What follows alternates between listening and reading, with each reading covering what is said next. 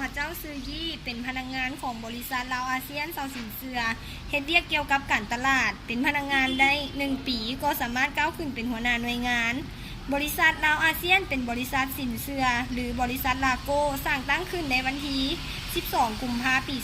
2015 จุดประสงค์เพื่อดำเนินธุรกิจสนองแรงทุนให้แก่บรรดาพ่อแม่ประชาชนที่ต้องการขยายธุรกิจเพื่อช่วยพัฒนาเศรษฐกิจของลาวก็คือประเทศชาติ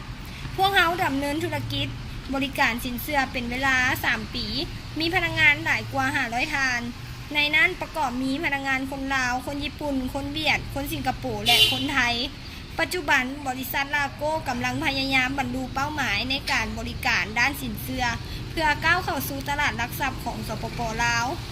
บริษัทลาวอาเซียนเซาสินเชื่อเป็นบริษัทให้บริการสินเชื่อ